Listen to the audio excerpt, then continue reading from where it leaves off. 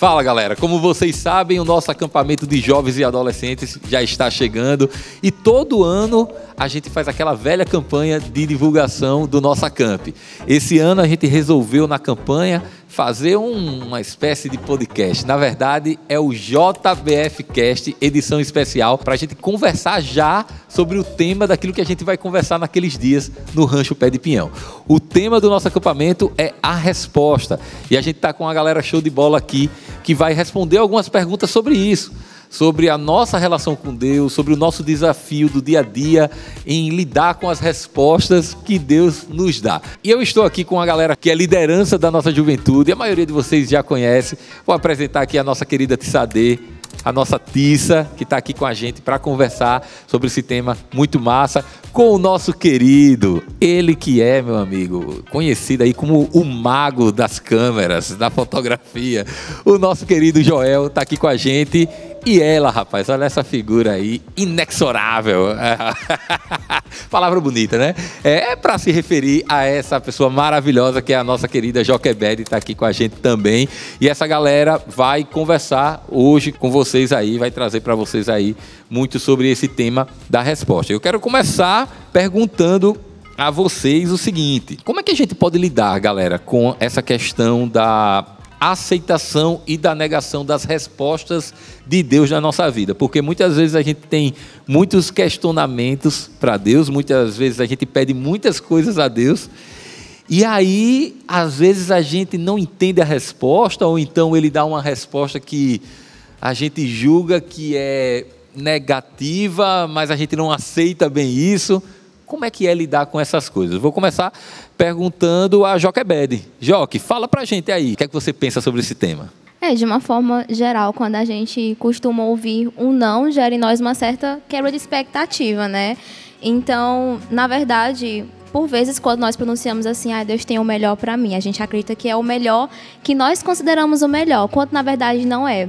Naquele texto em que Paulo roga a Deus que tire o espinho da carne dele, a resposta de Deus a ele nos leva a considerar algumas coisas, como, por exemplo, que a graça do Senhor, ela basta para nós e ela se manifesta nas nossas fraquezas. Inclusive, o sofrimento, por vezes, por pior que ele possa ser, ele possibilita que em nós se desenvolva uma certa humildade pela lembrança de uma dependência do Senhor. Essa questão da humildade é interessante, né? Porque muitas vezes a gente canta, o melhor de Deus ainda está por vir. Aí quando vem, né, a gente termina achando que não é o melhor, né? Então eu vou perguntar até a Tissa aí, como é que você vê essa questão, né? A Joque já iniciou falando um pouco sobre essa questão da gente olhar para Deus como um Deus soberano, com humildade. Como é que você vê essa questão? Quando me perguntaram, né, quando me foi proposto falar sobre receber respostas, eu pensei nas minhas sobrinhas. Eu tenho uma que é bebê e algumas que não são mais bebês. E a bebê, ela não consegue entender, ela tem 2 anos, e quando ela fala assim, titia, agora eu quero tal coisa, eu falo para ela, não pode, agora é como a Joque falou, ela fica frustrada, e ela chora, e ela se joga. Bate o pé. E quantas vezes eu me vi nessa situação, sabe? Recebendo respostas que eu não queria. Não somente respostas negativas, mas positivas. Eu, sei lá, colocar diante de Deus. Senhor, o Senhor acha que eu tenho que fazer tal coisa que eu não queria fazer? E Deus falar assim, vai, faz. E eu, é isso mesmo.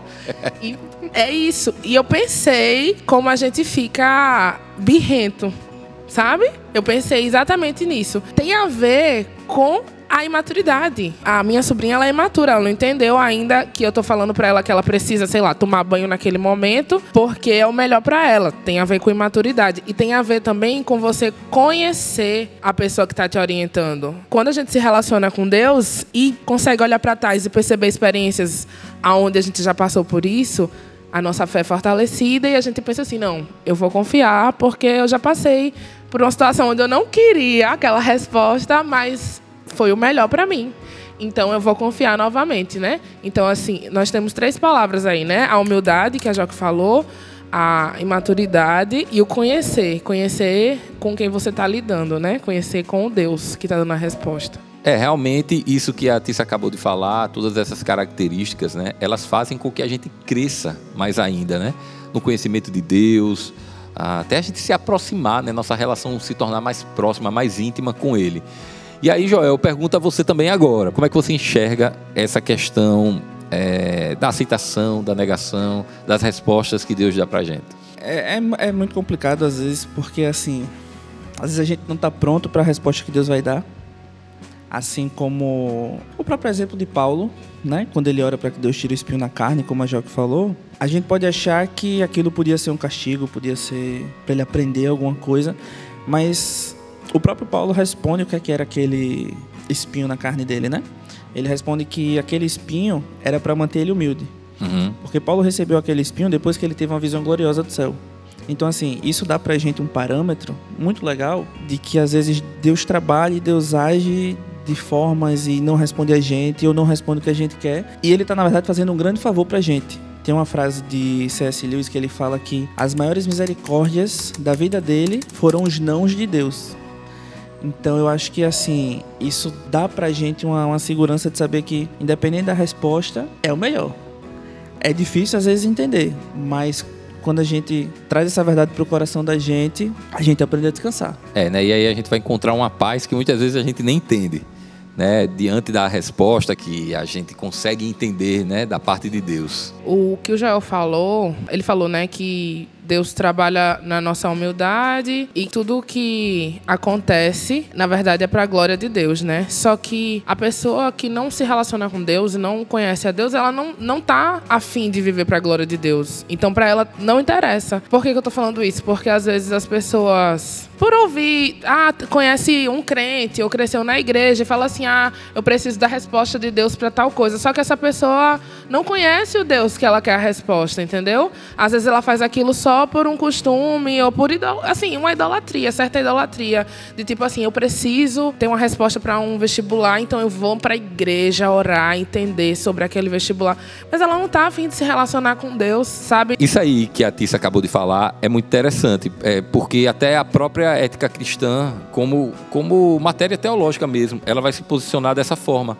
Ela fala que o cristão, ele não olha para aquilo que ele precisa fazer como cristão, olhando para o resultado. Ele olha por um princípio, porque Deus o manda fazer, porque nós temos princípios a seguir. É assim que o cristão faz, né? Ele, até Norman Geisler, lá no livro dele de Ética Cristã, o Norman Geisler, que é uma sumidade na teologia, na parte de ética, ele vai meio que falar sobre isso. Ele fala, olha, o cristão ele é diferente, porque se a gente tiver alguém se afogando no mar, ele dá esse exemplo. O fato da gente ir lá salvar essa pessoa, a gente vai porque a gente tem que ir, porque é o nosso papel. Se essa pessoa por um acaso não for salva, a gente cumpriu o nosso papel. Talvez vá haver um outro valor que vai dizer assim, não valeu a pena eu ter ido ali salvar alguém se ela não conseguiu sobreviver. Mas a ética cristã ela é diferente disso. A gente não olha para o resultado, a gente olha para o princípio, para aquilo que a gente tem que fazer, para o que a palavra nos guia. Então isso aí que a Tissa acabou de falar é perfeito. Porque a gente não vive para a glória da gente. A gente vive para a glória de Deus e para aquilo que Deus tem para a gente, né? Isso é muito o que Paulo vai falar lá em 2 Coríntios, capítulo 12, versos 8 e 9. Quando ele diz, 3 vezes roguei ao Senhor que o afastasse de mim. Mas ele disse, minha graça é suficiente para você, pois o meu poder se aperfeiçoa na fraqueza, né? É uma referência direta ao que o Joel falou aí, né? E aí ele diz, portanto me gloriarei ainda mais alegremente em minhas fraquezas, para que o poder de Cristo repouse em mim, né? Porque Paulo ele está mostrando aqui pra gente que mesmo quando Deus diz não àquilo que a gente pede, né? A graça vai nos sustentar, a graça vai estar com a gente. Então às vezes a resposta de Deus é um convite para a gente confiar na soberania de Deus, é para a gente confiar no plano perfeito de Deus, né? Esses são valores que eles são maravilhosos assim, porque a gente encontra um sentido de viver. Eu acho que a resposta da nossa pergunta tá aí, como encarar esse não, como enfrentar esse não, ou essa resposta que a gente não queria. Aceita o convite da confiança. Perfeito. Aceita o convite e confia em Deus. Vai ser mais uma experiência onde você vai conhecer mais esse Deus e o nome de Deus vai ser glorificado. E não encarar o não como uma punição do Senhor, porque o que Ele tem para nós é o melhor. Viver debaixo do senhorio de Cristo é você entender de que a vontade dele é boa, é perfeita e é agradável. Então, por isso, deve ser soberano em nossas vidas.